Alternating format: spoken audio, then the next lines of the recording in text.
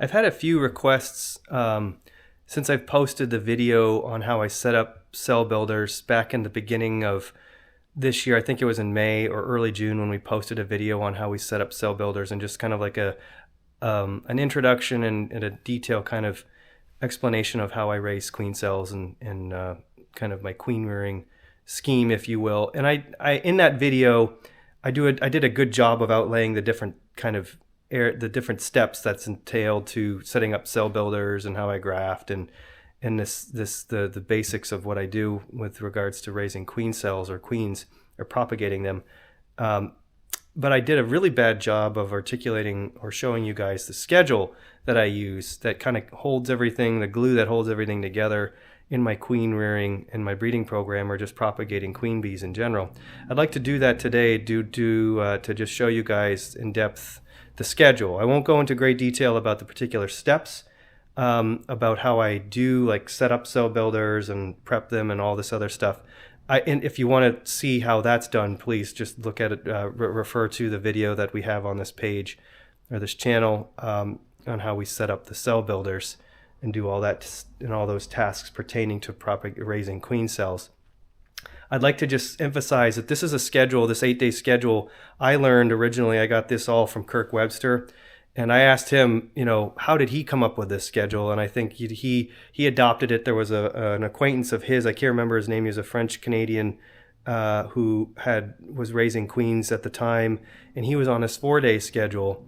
And Kirk just kind of felt that it was just too compacted to kind of get away from queen rearing and manage other parts of his apiary. So hence he came up with this 8-day schedule, which kind of is, again, what I'd like to emphasize and what I've come to find true for myself is that it does a beautiful job at opening up this 8-day window of accomplishing things, where if you're running, if you want to raise consecutive batches of queens in, on a this kind of like 8-day cycle, and you're looking to propagate queens, not just that, but you want to have this small production of mated queens or queen cells, and you want to do it in these batches of 8 days. This is a beautiful schedule, nice schedule to work with, because it lets you do just that. It accomplishes this very nicely, and at the same time, on a small commercial footprint, you can get away from queen rearing throughout parts of the schedule to go and manage other parts of your apiary, which is what has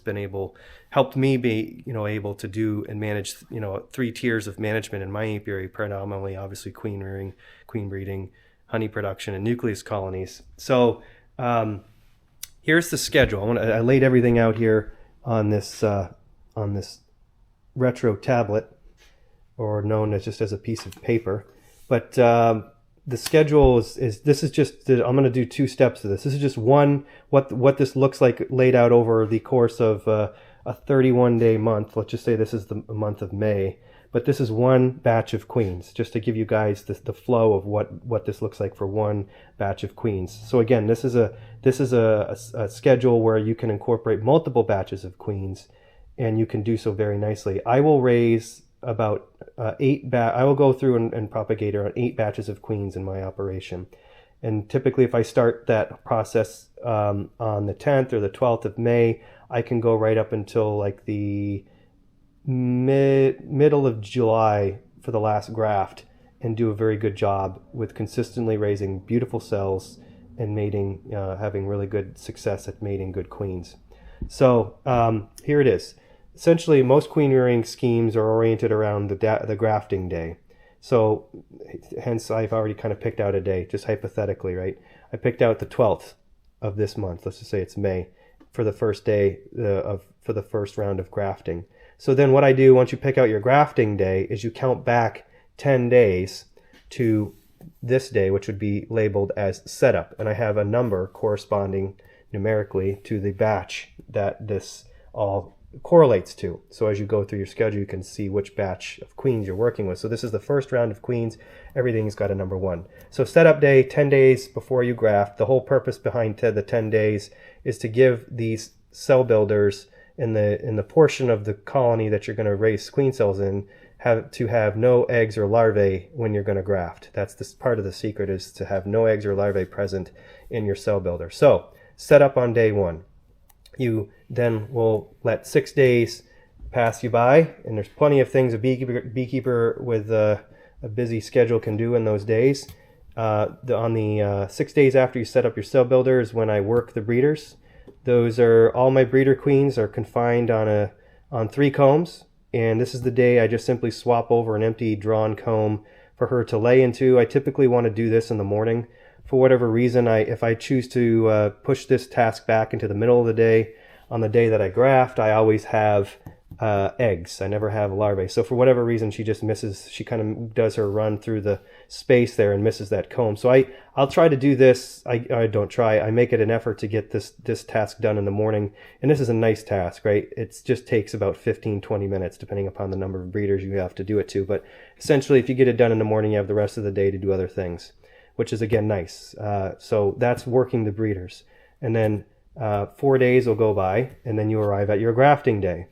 And you have obviously 4-day-old, or you have larvae that's just hatched and ready to graft. You don't have to go hunting for it, so that's nice. But so there's 2 steps to this. This is an optional step. Again, Kirk in his introducing me to the schedule has kind of religiously always just done this prep day as kind of part of this process that he does. And I've optioned this is an optional task for me nowadays, because if the weather is good on the day of grafting, I can do all the work on prep day on the grafting day. And essentially the prep day is just going through your cell builders, providing a space for the graft, putting a frame of pollen next to the graft, and culling all the queen cells. That's pretty much what the prep day, the work of prepping would be. And on a day where you got really bad rainy weather, so for example, it just cuts down the labor by 50%. If this is done ahead of time, you just got to go through, remove your queens from the cell builders, shake some nurse bees in, and you're ready to graft after a few hours of letting the bees kind of know that they're queenless. So there's grafting day. Then you would let 10 days go by before you have 14-day-old cells. Not to confuse you guys, but to go back typically about 5 days, 6 days, let's see. This is 4, 5, 6, 7, 8, 9. Yeah, so it's 1, 2, 3, 4, 5. 5 days after I graft is when I would reunite the queen back under the cell to have a finisher colony where you have a queen laying beneath the queen excluder above your cells or below your queen cells. You don't have to do any of that. You can actually just make a split with the queen. Anyway, so I'm getting off on a tangent. But there's many things you can do to kind of increase your numbers and to play with this. But I'll reunite the queen to the cell builder 5 days after I graft once the cells are capped. But essentially 10 days after you graft, you have 14-day-old cells. And this is when I'll move all my queen cells into my mating yards and get the cells out so that those cells can hatch and I'll have mated queens. And at this point, obviously, with ripe cells, as a beekeeper is doing various things other than what I'm trying to do, you can do whatever you want with your queen cells. Move them into nukes, on standard combs to, just get numbers boosted there, or, sell the queen cells, whatever. But this is obviously when your cells are ready. You can incubate them, obviously, anytime and after they're capped. But I keep them in the cell builders, into the mating nukes they go on the 10th day after I graft. And then 15 days after I put them in the mating nukes is the day that I come back to catch the queens out of them. So I'm looking for eggs and larvae. There's not much, obviously, cat brood. But for this whole thing to work on the schedule, I have to harvest the queens out on this 15th day, because the day after I have another batch of cells pushing these queens out. So here's what the schedule looks like in its entirety when you start to layer on multiple batches of queens.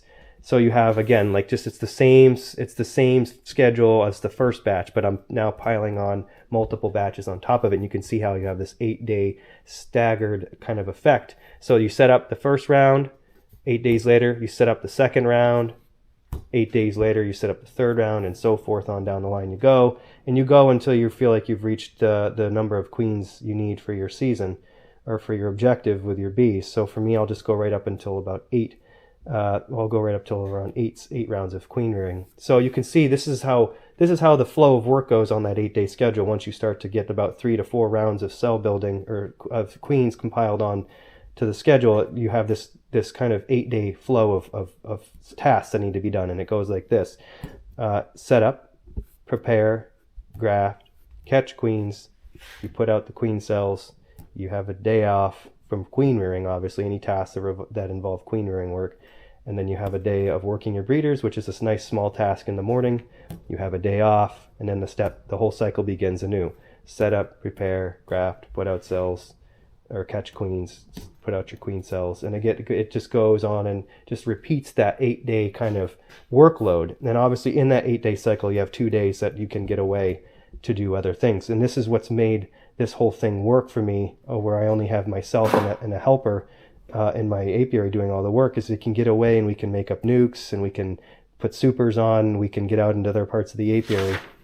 And obviously on days where there are just small tasks that need to be done, you can get away and manage other parts of the apiary too. You're not kind of locked into this thing where you're kind of compromised just raising queens. So hopefully this is helpful for you guys, and this will, I hope if you guys choose to adopt this, you can innovate and maybe improve upon it. But I haven't been able to really improve upon it that much. It's been a very kind of bulletproof method of raising queens, and hopefully it'll yield you guys some great deal of success and some nice cells and mated queens if you choose to adopt this cycle or this 8-day method of raising queen cells.